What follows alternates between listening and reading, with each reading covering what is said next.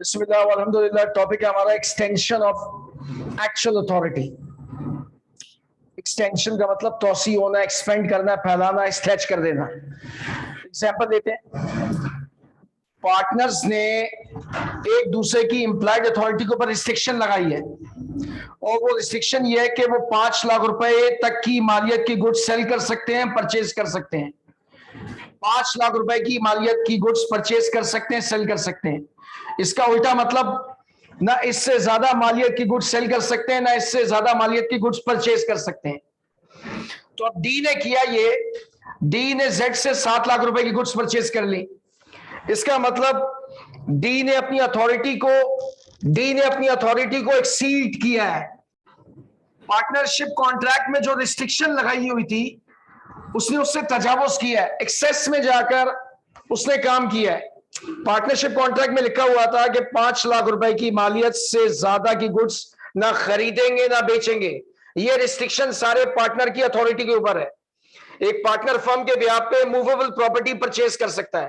हम employed authority के scope में पढ़कर आए थे, लेकिन रिस्ट्रिक्शन लगी हुई है। तो उसने 7 लाख रुपए की गुड्स खरीद ली। इसका मतलब उसने अपनी अथॉरिटी से एक्सीड करके ये एक्ट किया है। तो क्या इस एक्ट के तहत फर्म बाउंड होगी? इसका जवाब यस भी है, इसका जवाब नो भी है। इसका जवाब है फर्म बाउंड नहीं होगी। फर्म सिर्फ 5 लाख रुपए के लिए लायबल होगी, 2 लाख रुपए के लिए लायबल नहीं होगी। 2 लाख रुपए उसको पल्लू से भरने होंगे फ्रॉम हिज ओन पॉकेट।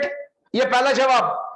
दूसरा जवाब, अगर उसके को पार्टनर्स ए बी सी उसके इस अमल को कि उसने रिस्ट्रिक्शन को तजावुज करके, रिस्ट्रिक्शन है कि 5 लाख रुपए की गुड्स खरीदेंगे बेचेंगे, इससे ज्यादा की मालियत की गुड्स ना खरीदेंगे ना बेचेंगे।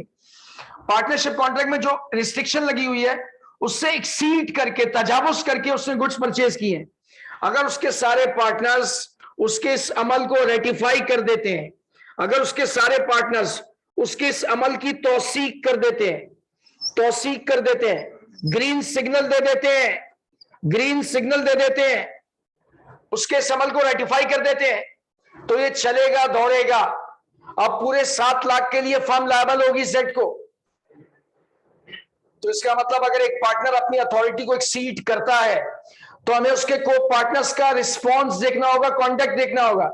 अगर उसके को पार्टनर्स उसके उस अमल को रेटिफाई कर देते हैं तो फिर फर्म लायबल होगी कॉन्ट्रैक्टिंग पार्टी को।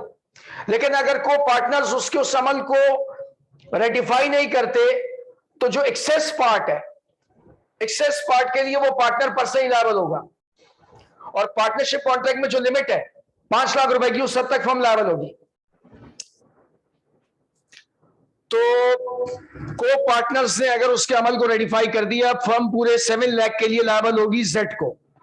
अगर रेटिफाई नहीं किया तो फर्म सिर्फ 5 लाख के लिए लायबल होगी।